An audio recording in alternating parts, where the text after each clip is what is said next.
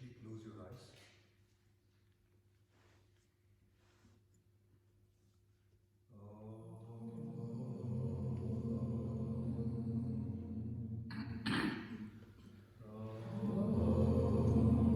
Sahanavavatu Sahano Bhunaktu Sah Veeryam Karavavahe Tejasvinavadhitamastu Ma Vishavahe.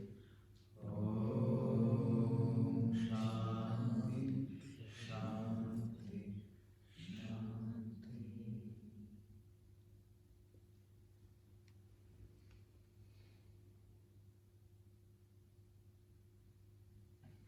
The introvert's way. We'll discuss who is an introvert, who is an extrovert, why people are extroverted, the categories in extroversion, how does one become introvert, the process in introversion, and finally some suggestions or benefits. Now, in fact, the topic of introversion is such a crucial topic in self-development, not just in spirituality. Even if you want to become a better individual or to find the solutions in any aspect of life, unless and otherwise this quality of introversion comes in, it's going to be difficult. Therefore, that's a primary requirement. So, by definition, introvert is one whose focus, attention and effort is on their mind and intellect, their emotions and thoughts. They improve on their emotions and thoughts as well as the well-being of their physical body, so that their response to the world is graceful, which results in experiencing peace and prosperity.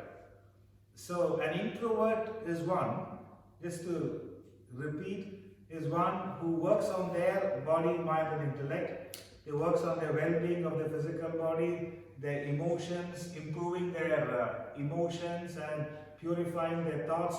As a result, their response to the world is better. Their actions are better, which results in peace and prosperity. And such a person is an introvert. An extrovert is one where their focus, attention and effort is on the world, is focused on the world of objects and beings. An extrovert has a firm belief that pursuing the world of objects and beings brings them happiness. An extrovert has a firm belief. So that pursuing the world of objects and beings seems to fulfill their desires, whatever desires they've entertained. So an extrovert is one whose attention is on the world, and there's a belief that the world provides them peace and happiness, so that through their pursuit of the world, their desires gets fulfilled, and that is an extrovert. See, this is in the spiritual parlance. Generally, in general terminology, introvert is considered to be a weak person. Introvert, especially in the United States or certain places, when they term a person introvert, they say this person doesn't know how to interact with people. Their communication skills are poor. They don't know. They don't have friends. They don't have a social life. Generally, an introvert, I would say, in a general sense, is considered not a good one. But in the spiritual parlance, an introvert, being introverted is a beautiful quality. An extrovert, in the general sense, is considered to be good. He's extrovert, he's a go-getter. Initially I'm sharing so that there's a general understanding. Extrovertedness means you achieve more. Therefore, that also is good, but extroverted people are generally not happy. So being a go-getter is fine, but it is so if you can if you can understand the way we term introvert and extrovert, then it's better. Otherwise, if you have your understanding of extroverted person and introverted person, it will always it will not match with what we are discussing. That's the reason initially itself I'm sharing. It is generally, if you say, he's very introvert, meaning I remember whenever in the United States, the introvert meaning the person does not have social skills. They're recluse. So that is not what we're discussing. An introvert is one whose interest and focus is upon improving oneself. Whatever it is, they turn inward, not in a negative way. They turn inward and then they work on themselves so that they find solutions.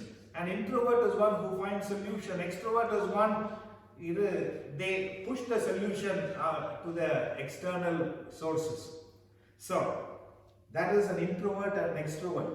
In fact, in the ashram where I studied, the first lesson in the ashram is to turn inward. The turkey and the ant.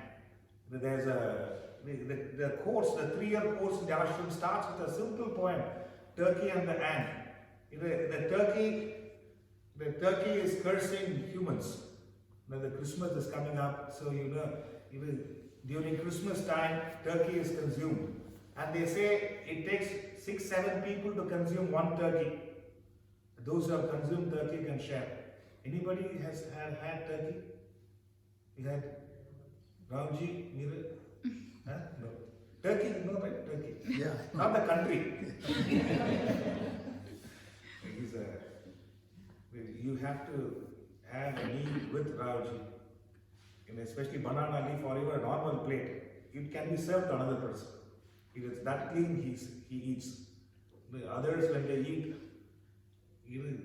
throwing also is a bit difficult. It's so awkward. So he practices one of the limbs in yoga, suchi, cleanliness. So, turkey. The turkey. So how many raised their hand?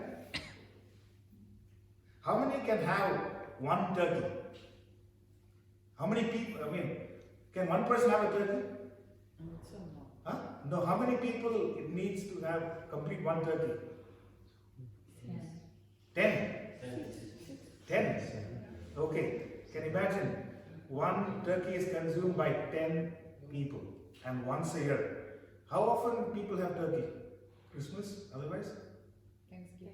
Thanksgiving.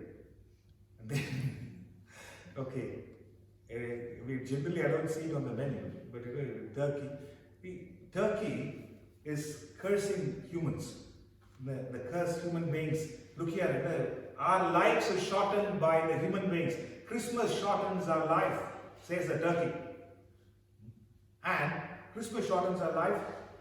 And then, what is this? Then there is a heap of ants, which is there. One of the ants, and an ant is such a small species.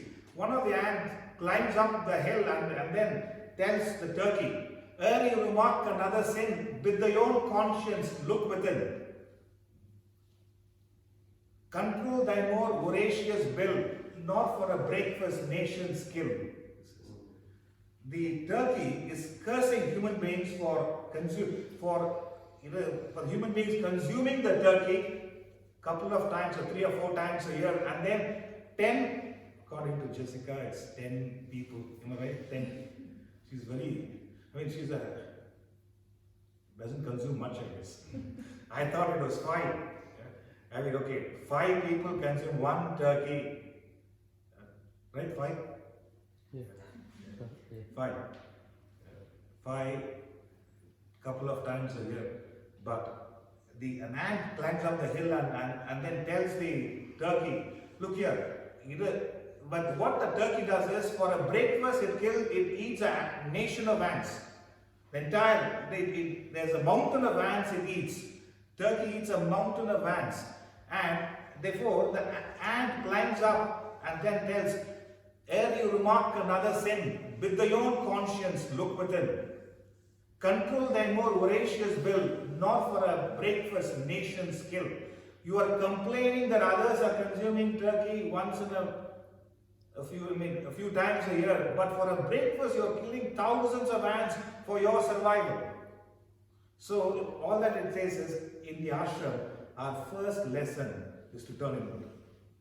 I mean, I remember one of our senior students, when he completed the course, and everyone is suggested to give a short speech, we went to the stage and he read that poem. As if he's starting the course again. Ere you remark another sin, with your own conscience look within. Before you remark another sin meaning a comment or anything, with your own conscience look within. Control thy more voracious bill, nor for a breakfast nations kill.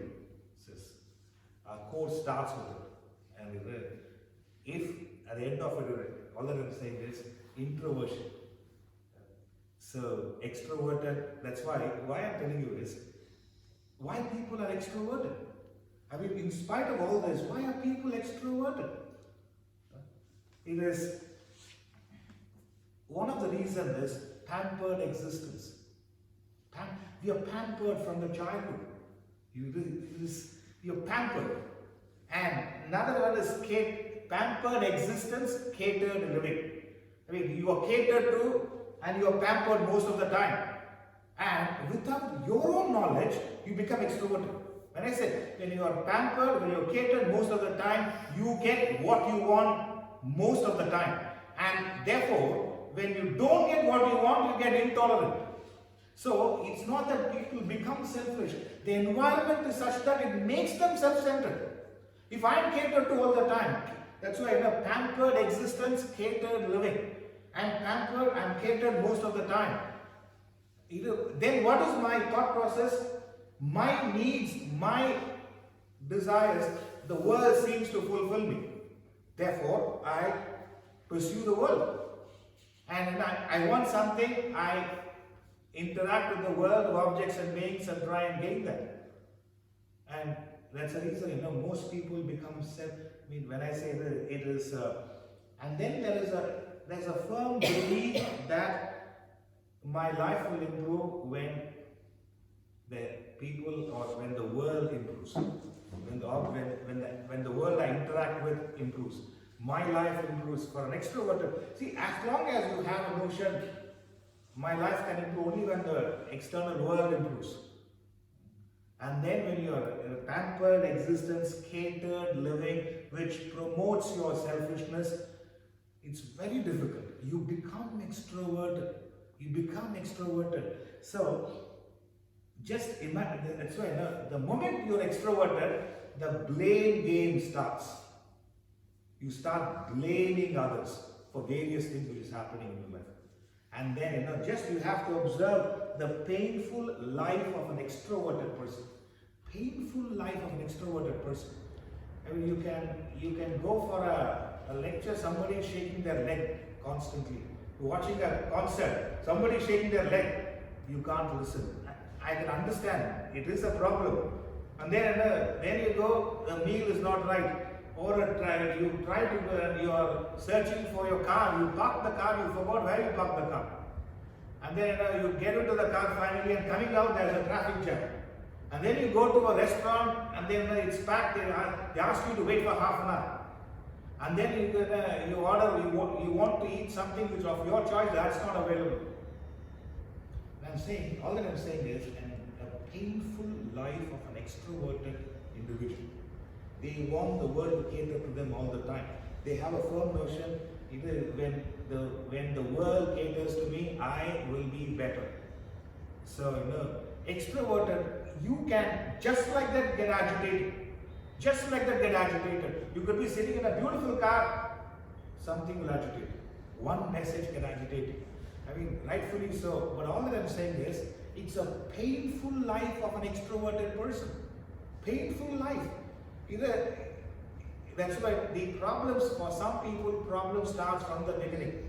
That's why we are going to have a session, parenting the parent. You, in your own ways, you try to, you pamper your children. You cater to all their needs. And now, now they are suffering. I mean, they become extroverted and it's very difficult to deal with it. I mean, that's why sometimes if there are people who are born with less, I'm not saying that they're always better, but they seem to be okay because not every time they cater to. I'm not suggesting don't cater to your children or your spouses, but constantly. And once they have a firm belief that my happiness is derived from the world of objects and beings, it is so difficult to change that mindset. Extremely difficult to change that mindset. Because once you have that mindset, once it is set, the notion that happiness could be derived from within almost fades away. And even if you attend lectures, read books, it's just words. It doesn't strike a chord with you. Therefore, for a person to turn from extrovertedness to introvertedness, a lot of things should happen. In fact, some of them have to go through some life-altering experiences. Some betrayal, something happens, and they start questioning. Even at that time, an extroverted person will still blame the world. And it's much more difficult. That's why I say that satsang, you need to have the company of good all the time, or most of the time. How a wrong company, when you are going through difficult periods of life, how it can destroy you. Therefore, Adi Shankara says, Satsangatve Nisangatam. The first suggestion he says, get into the right company. There's a saying, tell me your friends, I'll tell you who you are. Not to be judgmental. Tell me your friends, I'll tell you who you are. By the quality of friends you have, you can understand the quality of thought process you entertain. You should have all sorts of friends, but when you say, hey, he's my buddy or she's my best friend, it highlights that the same Bhagavad Gita says, Guna Guneshu Vartante. It says, Gunas abide with Gunas. I mean, what do you call it? Gamblers go with gamblers, or clubbers go. I mean, club going people are associated with club going people. They gravitate to such environments. So, all that I'm saying is, extroverted ways are you have to derive happiness, pleasure from external contact. External contact. Again, the Bhagavad Gita, in one of the most beautiful verses, it says, contact-born pleasures is a womb of sorrow. Contact-born pleasures is a womb of sorrow. Womb meaning it grows. You never know, it grows 9 months and it's delivered. Now you have it full time. Contact-born pleasure, initially, have a cigarette, be a man. We like be a man, have a cigarette. Have a cigarette. It is something, you initially 9 months you do it, now you can't let go of it. That could be, just have a pet. It is some aspect. I'm not saying, I'm not against alcohol or cigarette or anything. It is, all that I'm saying, extroverted living is tough. In simple, why I'm telling the painful life of an extroverted person is, you get agitated very easily. Painful life it is. You could be in a beautiful holiday, still you can get agitated. You ask for a coconut water, you're lying down on the beach, ask for a coconut water, it has taken 30 minutes. You have an argument with the bartender there. Something happens, the whole day is gone. Something will happen. And the painful life of an extroverted person. Such a person, it is very difficult for them to smile. Even if they smile, momentary smile. Because some guests have come, they have to be courteous enough. I like to tell them, all the extroverted people here and everywhere, you are sitting on the beach, you are enjoying a beautiful moonlight dinner in the beach. And if I come and ask you, while we're having a very pleasant conversation, is there light in the moon? Is there light in the moon? You're enjoying the moonlight. You're absolutely relishing the moonlight dinner. Is there light in the moon? Anybody? Is there light in the moon? No. Yes or no? No. Huh? But how do you convince a person who looks at the light, the moonlight, enjoys the company, deriving great joy, and he's paid a lot of money for that dinner? Actually, there's no light in the moon. It's so difficult to convince a person. I'm not saying have a breakfast, at least it's real. I'm not saying that, but there's no light in the moon. Simple, how difficult it is to convince a person who's enjoying a moonlight dinner that there is no light in the moon is just a reflection of the sun. Just a reflection of the sun. Similarly, a person who's extroverted seems to enjoy pleasures from the external world. It's so difficult to tell a person, look here, what are you doing? There's far greater pleasure when you turn inward. Far greater. We're not suggesting don't have external pleasures. Have that, but don't miss out on the internal joys. Don't miss out on the internal joys. That's why it's so difficult to tell an extroverted person. So difficult to tell an extroverted person. And because for years and years it's pampered existence, catered living, and you have a firm belief, this gives me happiness. Gods cannot change it. It's like a person who has a firm belief, there is light in the moon. There is light in the moon. You cannot change your thought process. I mean, that's the reason the first lesson in self-development is look within. Look within. If you are able to do that, things start changing. It takes a while. Let me tell you, introverted process is not easy. It's not easy. Because where do you start? You know something is not right, but where do you start your process? You don't know. You need guidance. You need regular exposure. It is not something which you get it just like that. Even after 3 years in the academy, it still takes time. Let me tell you, that's the reason all the yoga gurus are going through all the trouble. Extroverted living, the 8 limbs of yoga. Next week, the topic is selfie with God. We have a topic, selfie with God. It is, I'll explain the 8 limbs in 8 limbs, and only 2 limbs most of the yoga people know. Yoga and asanas. Asana and pranayama. Other 6 limbs. I wish they know that more than the other 2, which is yoga and pranayama. It would be so beautiful. And Melanie made a post on Instagram ridiculing one of them. My photo is also there. So I don't know, maybe a mistake. Those who have not known certain yoga instructors. So I decided selfie with God next week, of which 8 limbs of yoga, along with what we need to know about divinity, will be discussed. It is first I thought science and spirituality. Sarita categorically said no. Is it a biology class or what she said?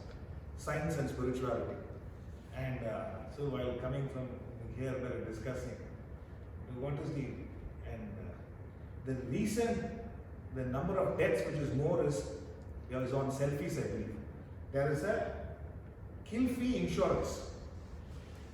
Kill fee insurance, death happening through selfies. And India ranks number 1, I believe. Not because of the size of population, that's all. No. It is in that way, and kill fee insurance. Death occurring through selfie. I was discussing, I said, selfie with God. Then the thought came in, selfie with God. To know, it's almost like, imagine God is there and you take a selfie. Since just like that, how would that be? How would that be? Say, it starts with introversion. It starts with introversion. Even in the yoga, 8 limbs of yoga, just 2 you know to some extent. The rest you have missed out. Or you just know the theoretical aspect and other things you are not aware of it. How can you be authentic? How can, see, you should become that, not just know about it. That's the reason, even after 3 years, If you have, I remember my guru mentioning, if you have understood the devastating nature of the mind and the importance of becoming introvert, you have done well, he said. So, understand that it's easy to be extroverted, but it requires a lot of effort in becoming introvert. Now the categories in extroversion. Number one, materialist. A materialist is one who carries much value for the material wealth and regards it as a primary aspect in life. The gradation in extroversion. It starts with materialist. A material person who is one who carries much value for the material wealth and regards the material wealth as a primary aspect of life. Primary aspect of life. They are influenced by possessions. They are influenced by positions.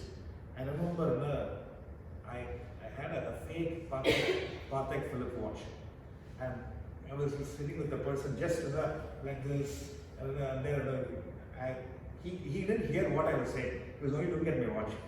Black, with leather strap, and he was 10 minutes he couldn't concentrate on the discussion. And he must be thinking, somebody must have gifted him. And after 15 minutes, and then I was purposely keeping the watch so that I just was not testing him, just for the fun of it. And after 10, 15, 16 minutes, I said, lovely watch you have. You want to take it? No, it's only that. It was only 300 before. I mean, 150 dirhams. Man, you don't want to take? No, it's okay, it's okay. No, somebody must have gifted you. It's just a possession. Please take it. And he said, I'm not seeing this black dial in a Patek Philippe because it's not original. It is not. Never seen a Patek Philippe black dial and then just this, so sleek and so, graceful. It suits you. He forgot the discussion. He was talking more about the Patek Philippe watch. And after 15 minutes, I told him, look here, Sanjay, this is fake. I'm joking. It cannot be fake. Somebody gifted us a car before, so they thought, they must have given a Patek. He thought, I don't know about it, Patek Philippe. And I behaved as if I don't know. All that I'm saying is, a materialist is one who carries much value for material wealth and considers this as a major aspect of the life. Again, let me tell you, nothing wrong with material wealth. Nothing wrong. You can have all that the world can offer, but you're never dependent on it. That's all. Therefore, there is no, in the Indian scriptures, there are they used to highlight Raja Rishis, kings who were like sages. So there's nothing wrong, there's no taboo on wealth, materiality. You can have everything. In fact, we are having a lecture in a very luxurious place. Right? There's nothing wrong. As long as you don't have an attachment to it or a dependency to it. I remember my guru's, his cottage in the ashram is called Aniketa, means homeless. The name of his his building or where he stays is called Aniketa, homeless. Homeless doesn't mean you don't have a home. You don't develop a possessiveness towards your possessions. That's all he says. So everyone is saying, what is this one? Having the name Aniketa, meaning homeless, when you have a nice home. This is just to make people think you can have the best, but there's no possessiveness towards it.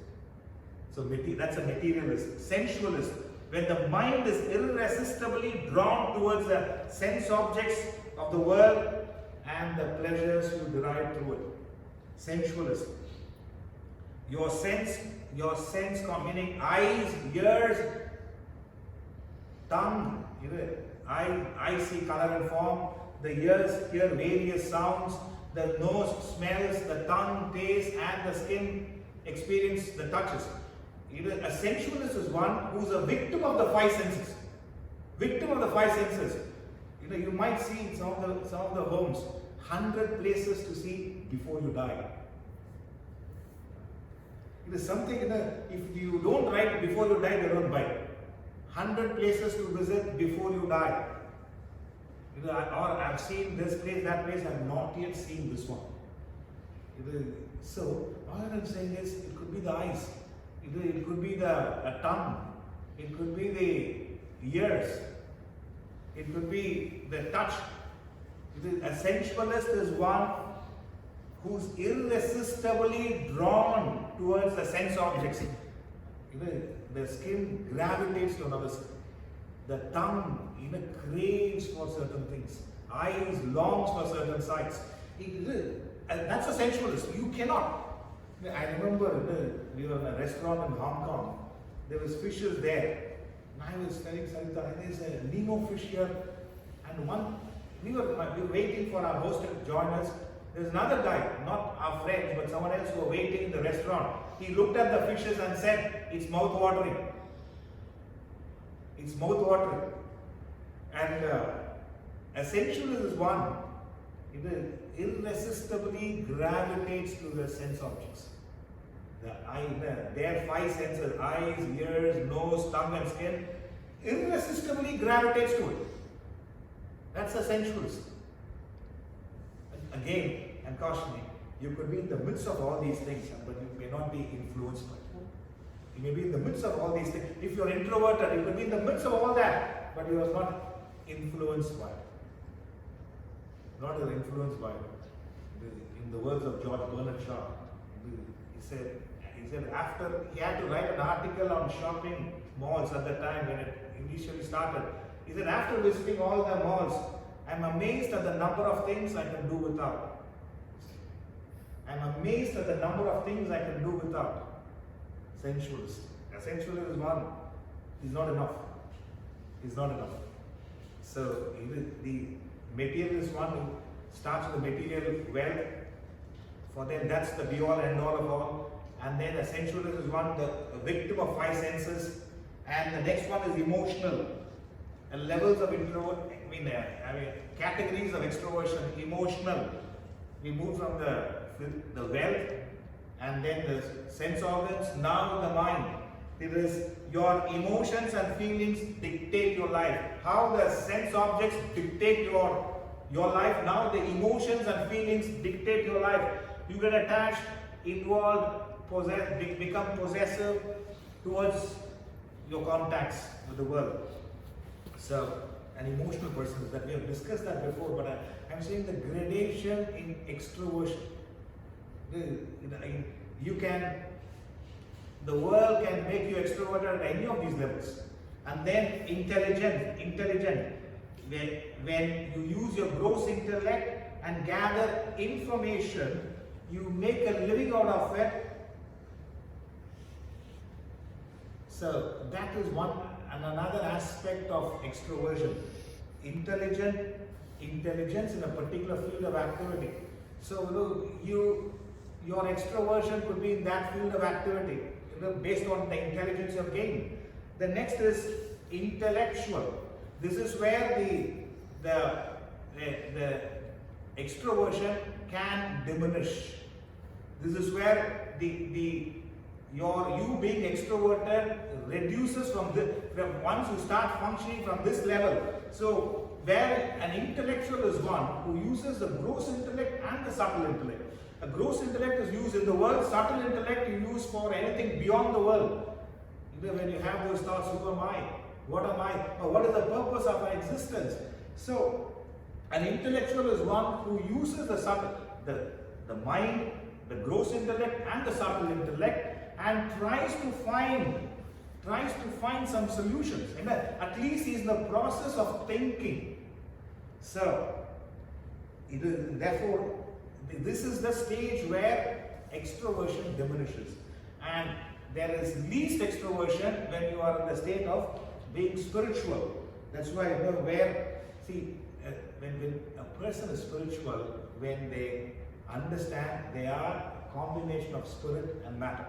It is not the extent of the scriptural studies or anything. If you can understand you are a combination of spirit and matter, and your original nature is the spirit aspect in you, and all the efforts is focused on that, and you are not attached to your matter equipments, which is your physical body, mind and intellect. The emphasis, the focus, the attention is more on the reality in you rather than the ephemeral aspect in you. Then you are spiritual. Then your extroversion diminishes to the most minimal, or you deal with the world to the extent you need it, not anything beyond. You need it. We all need the world. We need the world to survive, but you are not extroverted. Your impact, your usage of the world is very minimal, very minimal. So when you are a materialist or a sensualist or an emotional person, the extroversion is almost maximum. When you are intelligent, still there is extroversion. When you are intellectual, and I say intellectual, when you are able to work on the mind, the intellect, some kind of introversion comes in, and then when the least exposure to extrovertedness is when you are a spiritual being. At any point, any time you understand, a spiritual person is one who understands the physical body, mind, and intellect are your possessions. They belong to me. See, when I carry this glass, this tumbler with water, this belongs to me. If I say this is me, any one of you would laugh. How do you say this is me? Similarly, a spiritual person understands the physical body, mind, and intellect are possessions. They belong to me. If these are your possessions, there is a possessor. There cannot be merely possessions. There is a possessor who possesses these possessions. And that's their search. That's their quest for a spiritual person. How they get it, when they get it, nobody knows. But they keep putting in effort. Therefore, their extroversion is minimal. When I say minimal, you are in the world, you are dealing, you need for sustenance, you need certain aspects. So their extroversion is minimal. So this is the various categories of extroversion. Now, how does one become introvert? I wish this is taught in the schools, or the parents teach their children. How does one become introvert? I wish I could open up this question. It will be interesting. But anybody, how can one become introvert? 2-3 minutes. At times, they ask me, you don't give time for questions because it almost becomes 8:30, 8:40 at times. How can one become introvert? What makes a person introvert? Anybody? Yeah. Uncertainty, confusion. Uncertainty, confusion. Okay, you may go through uncertainty and confusion, but you may still be extroverted. I can still find enough. I hate the way you sit like that. Uncertainty. I didn't expect a person. You're right, but a person can experience uncertainty and confusion. Confusion. Yeah. And I still can be extroverted. I can still blame the world. I mean, all this is happening because of you. Because of you. Confusion. By myself I'm okay, but because of you I'm confused. Uncertainty and yes, no.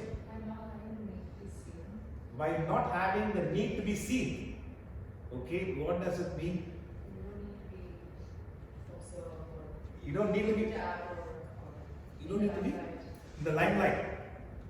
It's difficult to have a husband like Vikram not to be on the limelight.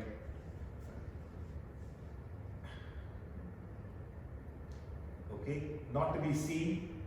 Okay, anyone else? How does one become into yes, ma'am? Maybe if extrovert is blaming others, no, introvert is blaming himself. Introvert is blaming herself also. Right? Herself. Okay. Not blaming All the world, time, but men. Sorry? not blaming world, but different, like, Blame yeah, like myself. me. myself. Yeah. Anyone else? Yes, sir. Maybe by meditating, probably by realizing that, whatever you see around, everything is just coming from one source. There are actually no two different individuals or species. We all come from one source. So there is no two people to be extrovert. You are all just one. Really, you're coming from one source, but the agitation is coming from various sources. Yes. guess to kind of rephrase, I guess like you said with extroversion, like you depend on a lot of the external senses that kind of please you or make you satisfied. Right. But I guess after a while it kind of runs out and it gets dull. So I guess the only way is to go inward to find the most deepest Right. feeling and understanding. Right. Last. Spend more time by yourself. Huh? Spend more time alone and introspection. Spend more time alone. Quote me is never wrong. Yes. Yes. Are you taming your own hunger? Taming your own hunger. You're not in a safari here. All of you are right. Loving yourself. Huh? Loving yourself so you're happy with yourself. Loving yourself. I wish it was easy. Loving yourself. Everyone says that. You should love yourself. How? If only know, if anyone, if you know about me, you will never, it's so difficult to love yourself. You're right. See, all of you are right. Let me tell you, there's no wrong answers as such. At that stage in your life, that's your thought process, and that's fine. It is the way one can become introvert when you start asking the right questions. You should start asking the right questions. See, when I don't ask questions, I'm asking I can ask questions to a person who has the potential to answer. It could be even one. It says that there's no two entities, there's only one. But somebody has to, you have to ask a question which provokes an answer. If you don't ask questions, problem people are extroverted is they've taken it for granted. They've taken it for granted. You come back home, the kids will come back home, they throw their uniform. Next day, Mom, where's the iron uniform? They've taken it for granted. I have done that. Where is the uniform? Yesterday I put it shouldn't be washed and be ready. Take it. Because every day it is there. Food, the kind of food you like, it's there. You take it for granted. And the greater you become extroverted. Introversion starts when you start asking the right questions. That's why when I say question, doesn't mean you question others. You question to get yourself clarified. As a lady mentioned, you should love yourself. How do I love myself? You're not questioning a person. I want to love myself. I don't know how to love myself. Can you please explain or educate me on how I can love myself? Questions. Ask the right questions. Your questions give a direction to your thinking. That's why I'm telling you that you may not get answers for many years, but keep on.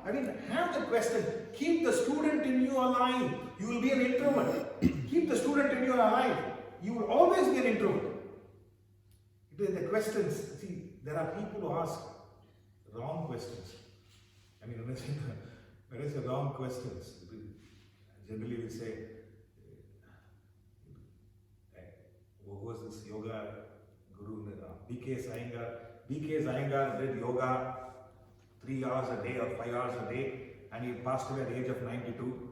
There is an Indian author by name Pushman Singh. He drank 3 pegs a day. He passed away at 97. Which is better? If you ask that kind of a question, it is. There are people. My uncle was smoking 70. All the 70 years, nothing happened to him. I had another uncle. He was a teetotaler. He did meditation 3 hours a day. At the age of 42, he passed away. So, which is better? If you ask that kind of question, there are different people to answer. So, right kind of questions. Introversion. See, an apple was falling. We also see many times apple falling. Somebody found an apple falling. Why it was falling? He asked a question and then found an answer. We are saying see, we also see many things. Do we question? Have we questioned that? A spiritual person. Have you questioned? Am I real? Am I real? Namrata mentioned you don't want your presence to be felt.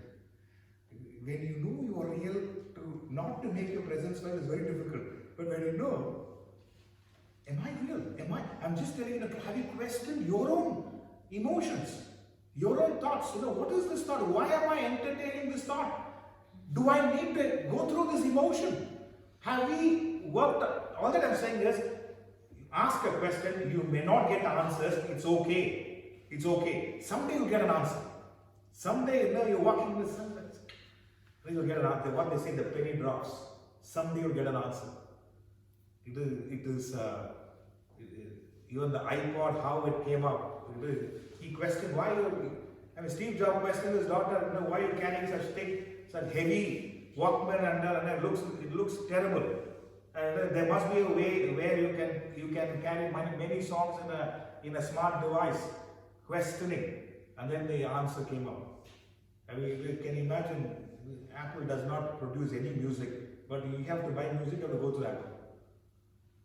All that I'm saying is, Mahatma Gandhi questioned the British.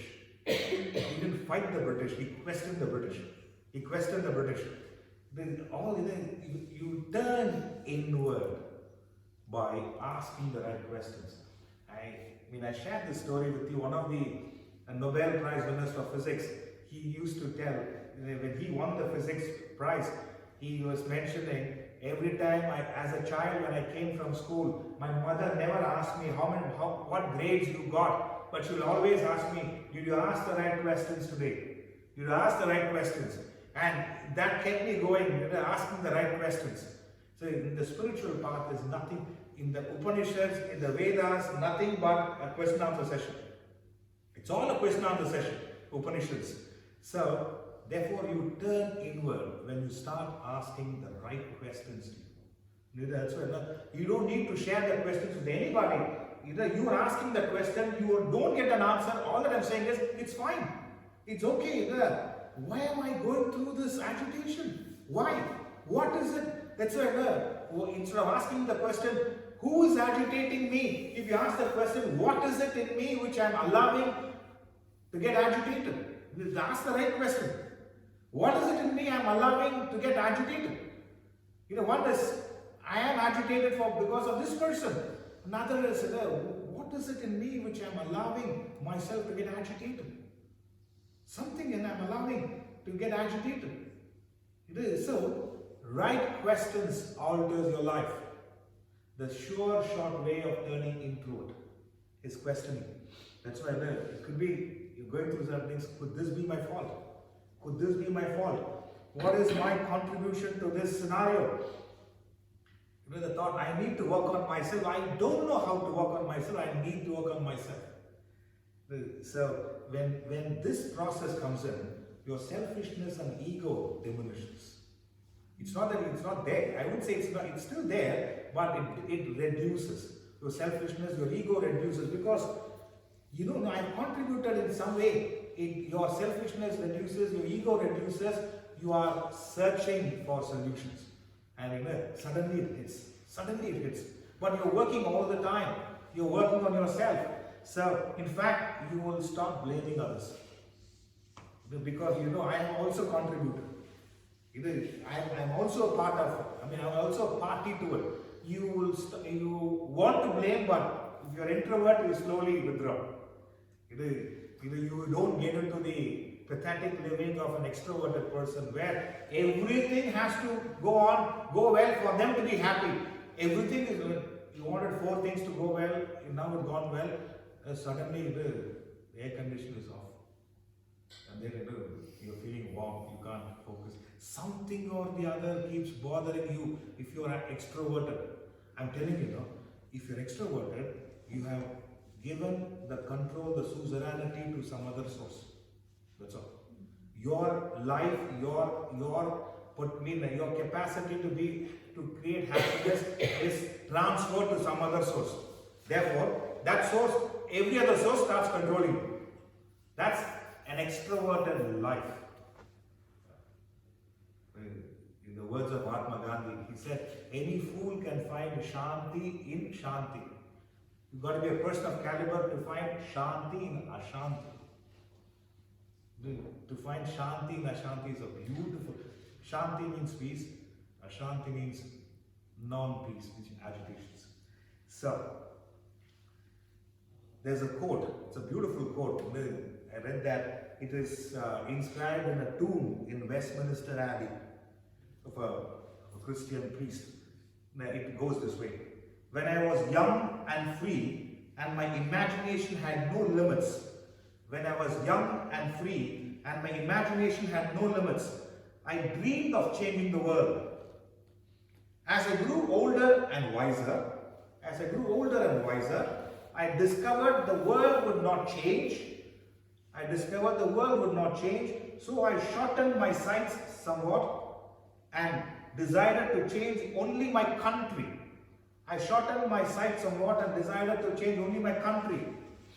But it too seemed immovable.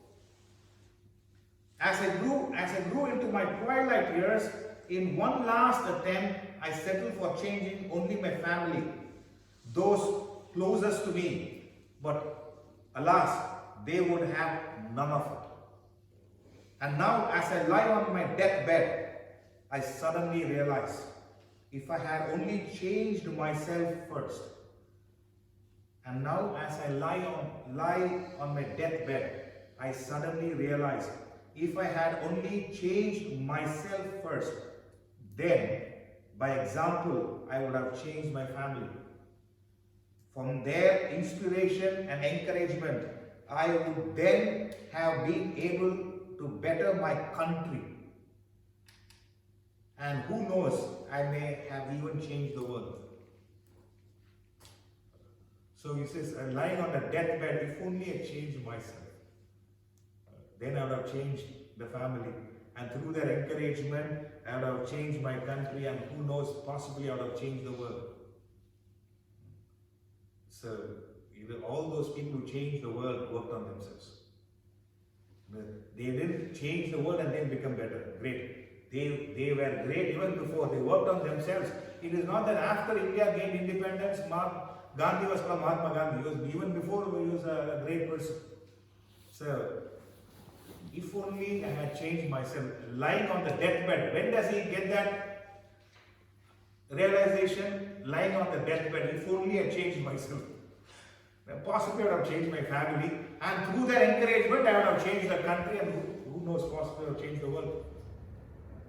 Therefore, again, in the words of Gandhi, you must be the change you wish to see in the world. A simple statement, very profound statement. You must be the change you wish to see in the world. Inward. There's another great thinker, Sidney Harris. The art of living consists in knowing. The art of living consists in knowing which impulses to obey,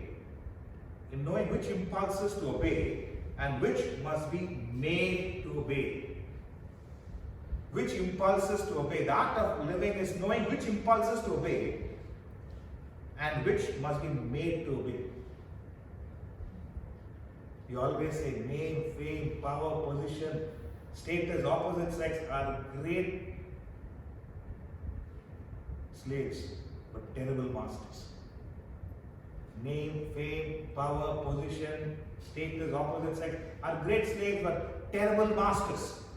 Which one to obey, and which one you should name, which one to obey, and which must be made to obey. Made to obey. So, think about that. It is, and then now the process of introversion. We understood how you become introvert by asking questions. Now there could be various, there could be difficult experiences in life. Eventually, you ask a question: why this happened? Eventually, it's a question. You go through a breakup, or you go through a financial loss. Why this happened? What have I done? Eventually, it's a question you ask. Which makes you turn introvert. The process of introversion. My guru used to tell us that. He says the quality of a painting is the responsibility of a painter.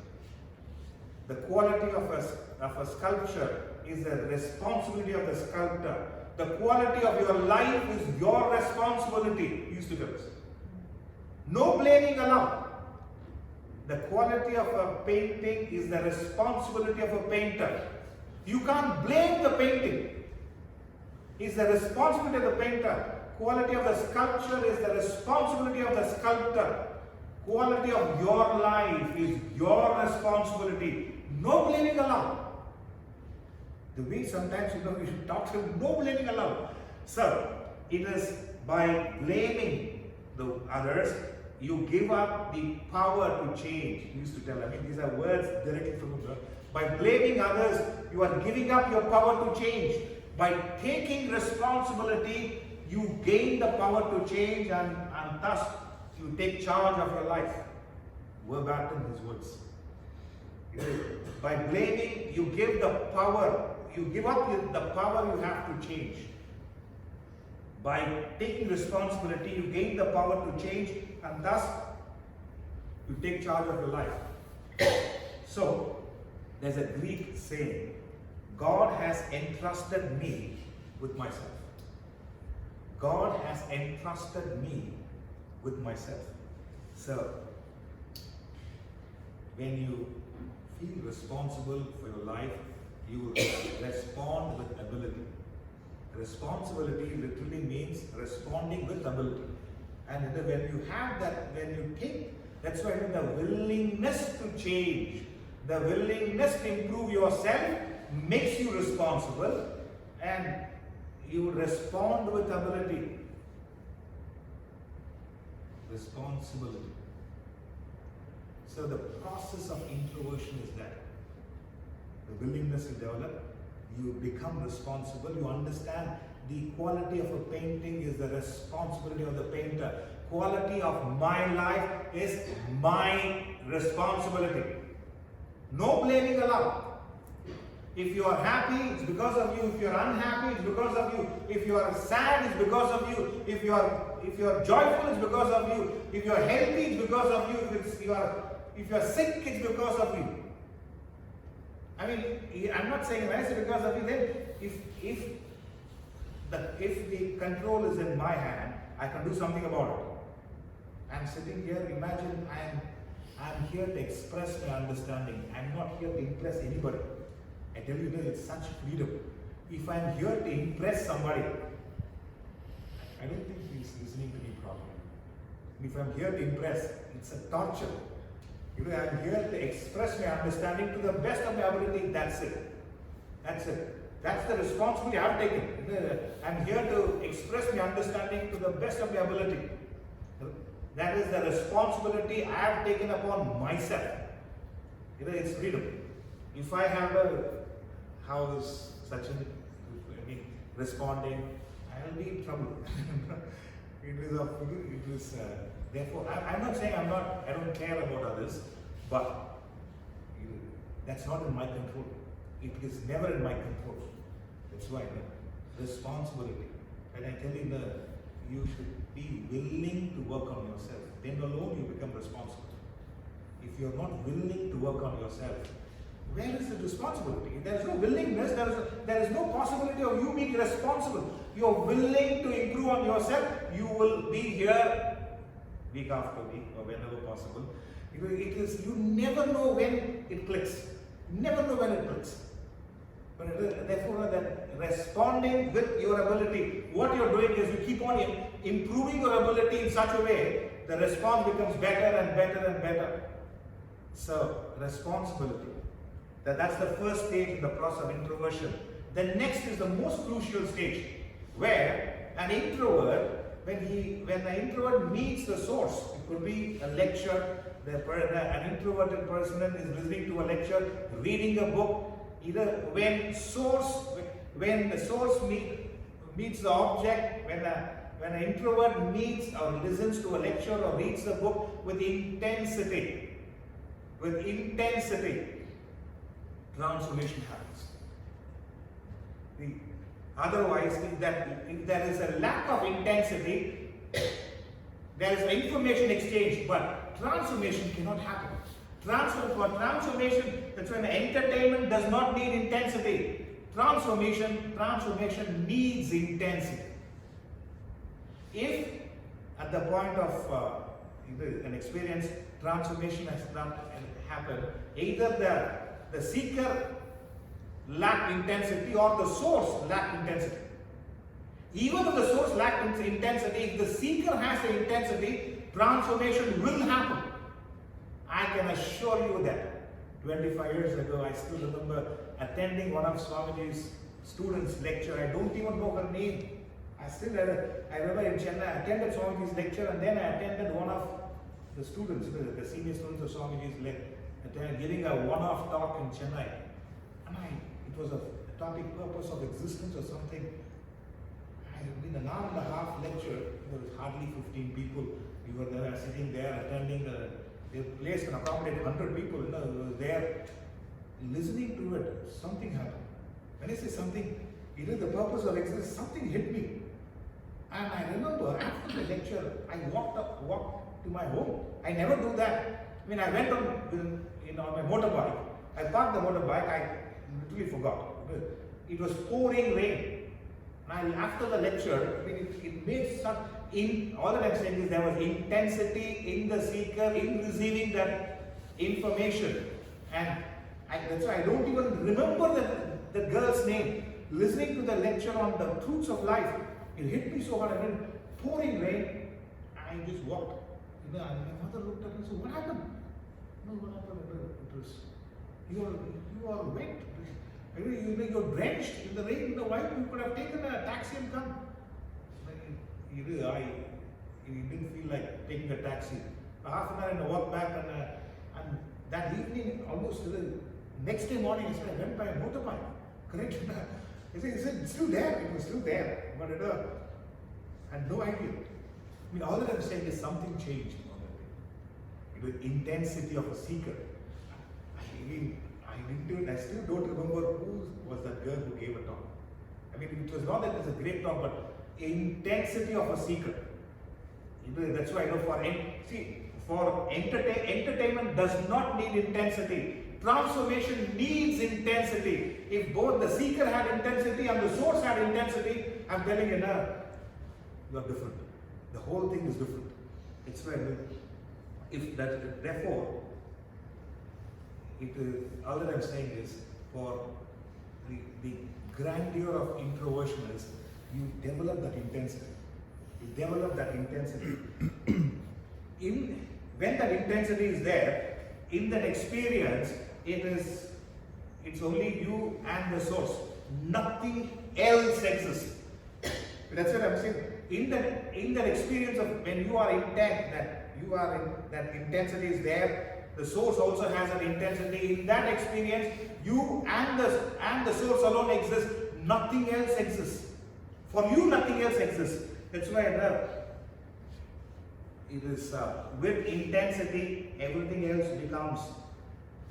becomes oblivious. It could be 1,000 people who attended. There is intensity in the seeker and the intensity in the source.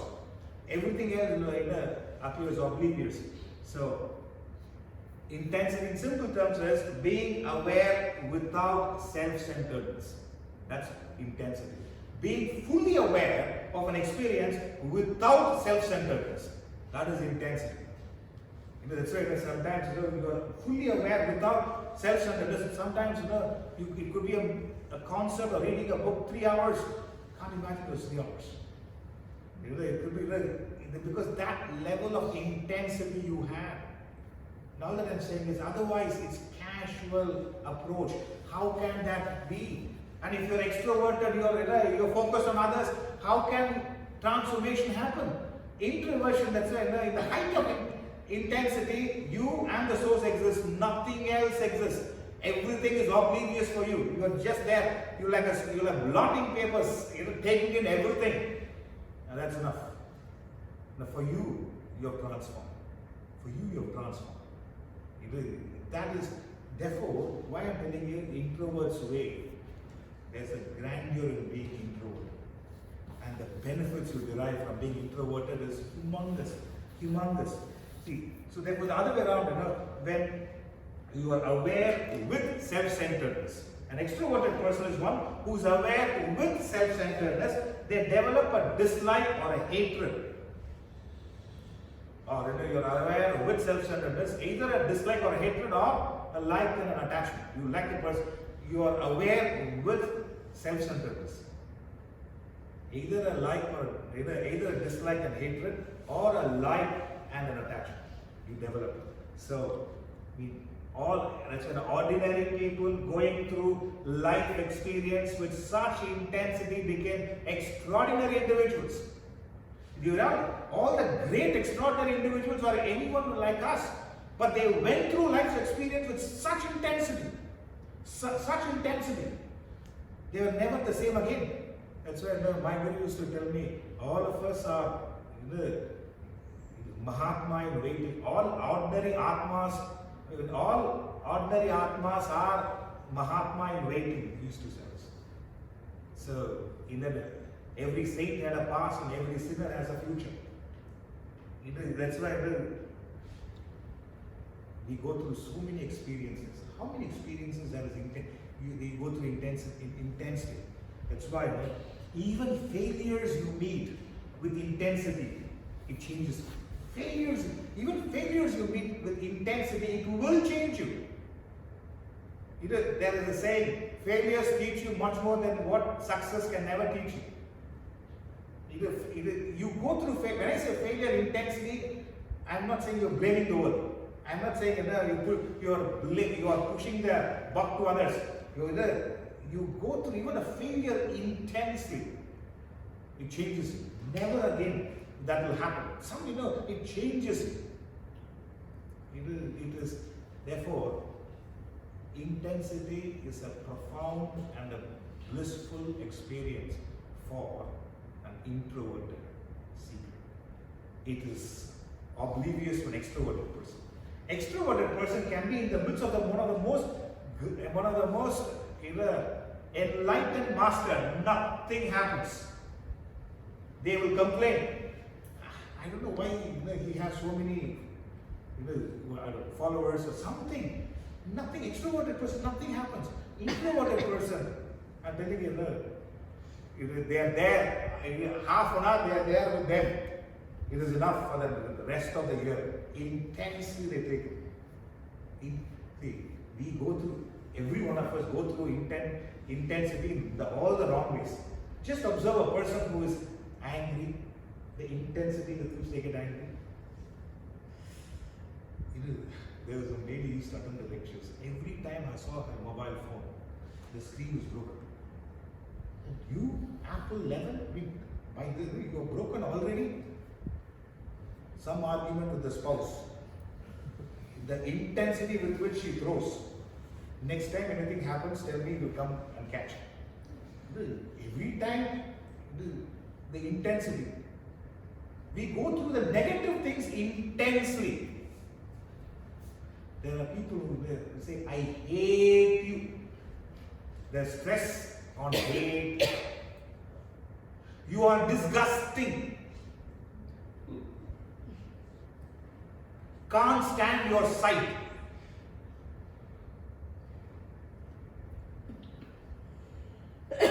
Intensely go through. How will that person relate with you after that? Finish, that's it. And next day you go, I'm sorry. When you say sorry, very softly. Or I hope you are not upset. After what? Intensely screaming. Why did I get married to you? I shouldn't have got married to you. That's the biggest mistake of my life.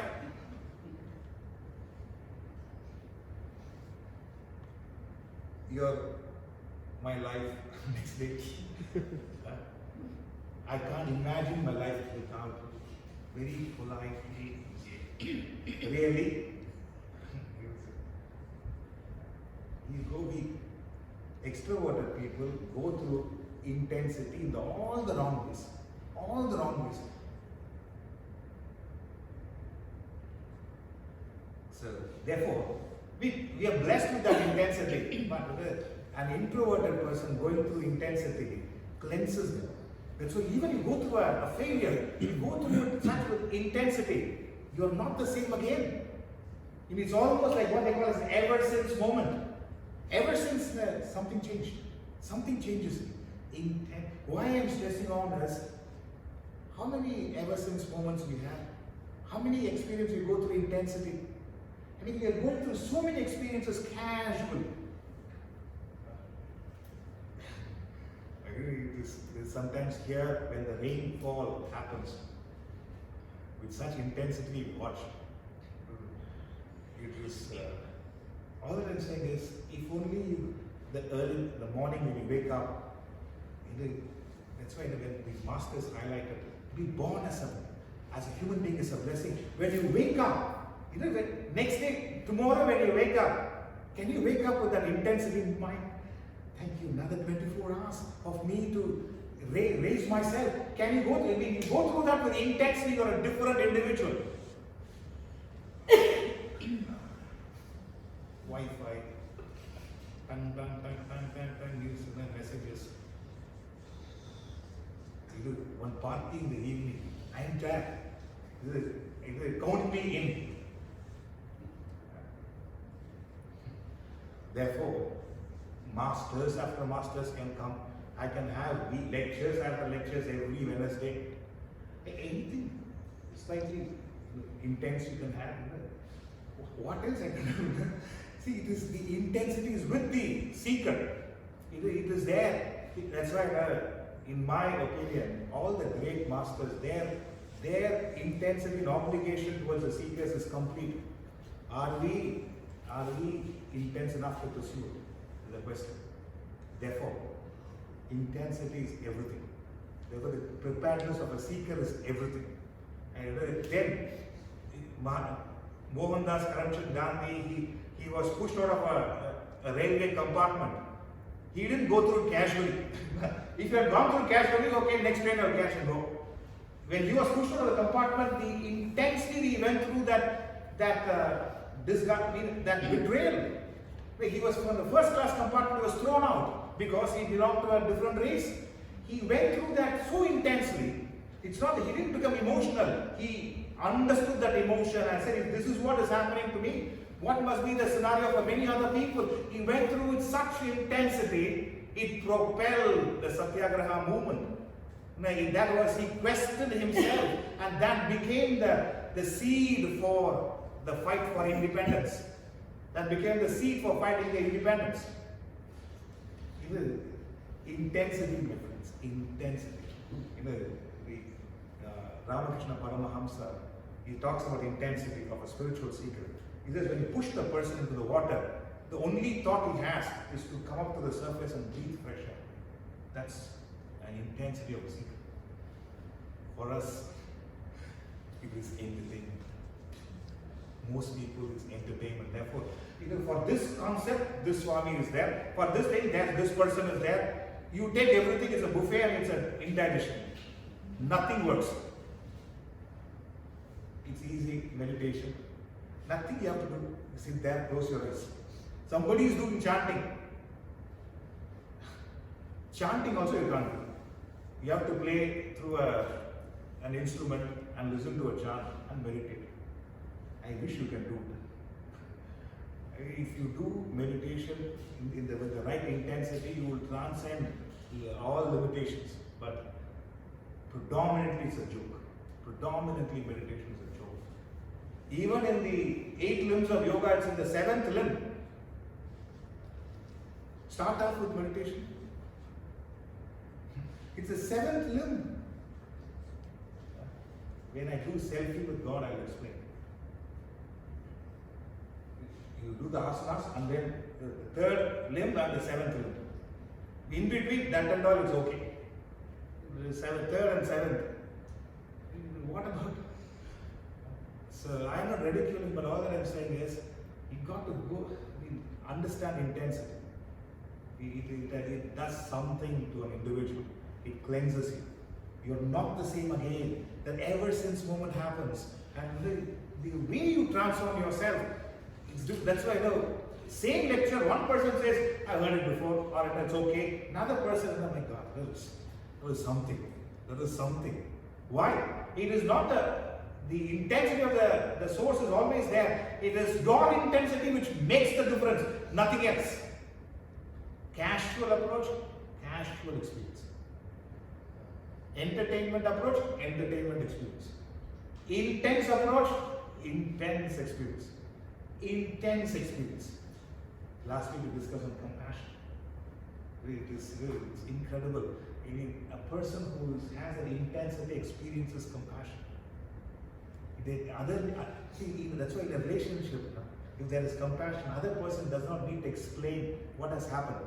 The person wants to come and tell you that, hey, I just want to share this. It's okay. I understand. I get it.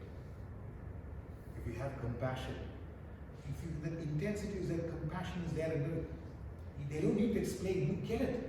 And you don't even want their explanation. And it's not that you are forgiving them. It is that intensity is there. Otherwise, they may explain, but you will still say, I don't believe you. The most difficult thing in a relationship is to explain and still be misunderstood. So, intensity difference. It makes all the difference. Without intensity, nothing much happens. So, some suggestion, because my favorite sign is U-turn. When you drive, when I look at it, U-turn, Y-O-U. In all experiences of life, U-turn. You don't expect another person, U-turn. If you're the introvert's way is, you are the most ridiculous person I've met. U-turn. It is whenever I see that sign, U-turn. U-turn. Something is not right, U-turn. You may have no answers, U-turn. U-turn, instead of going, U-turn. A simple aspect. That's why it's not the question of whose mistake, it's a question of whose life. It's a question of whose life.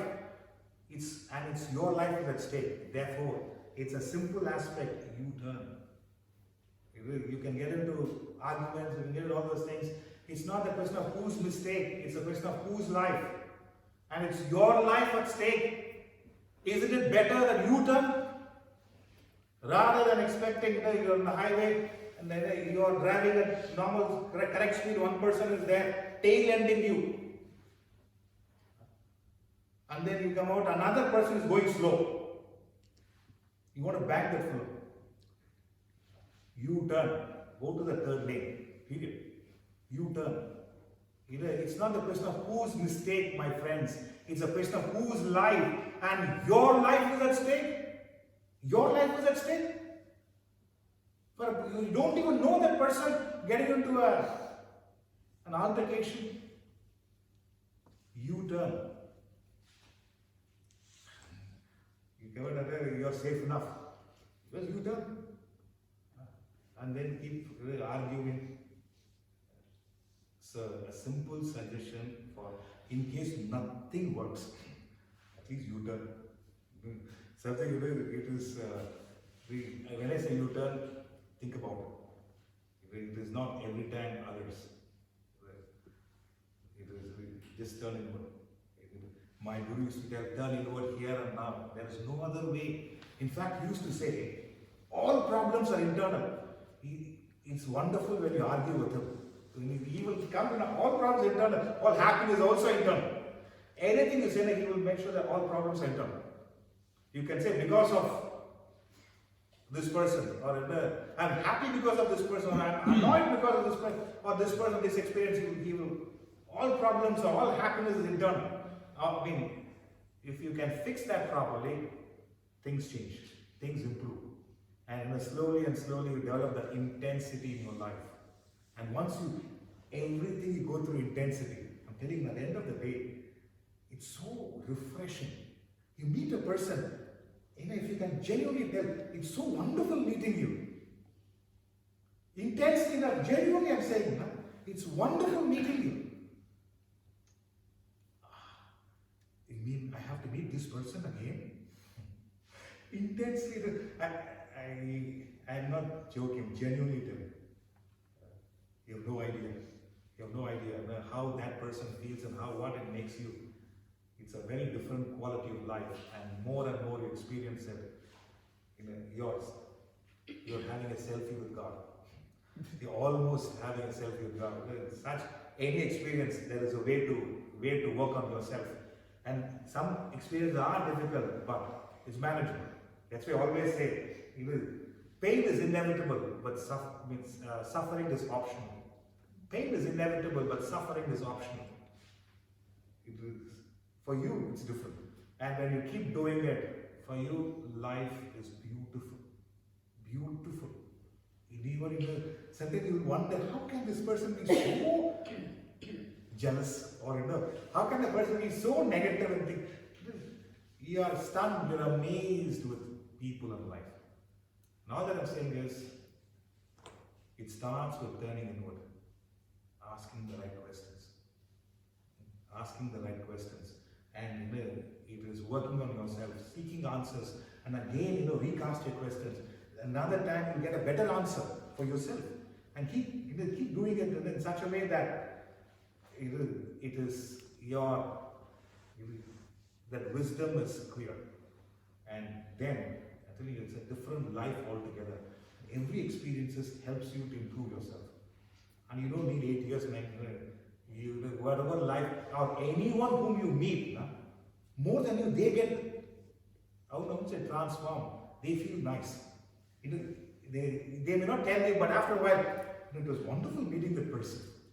Because of the contrast of meeting other people, it's very different. So think about it. So when we can raise ourselves by ourselves, in the words of Lord Krishna, raise yourself by yourself. You are your greatest friend and your worst enemy. You are your greatest friend and your worst enemy. So, if you're an introvert, you're a greatest friend. You're an extrovert, you are your worst enemy. The choice is yours. Thank you very much.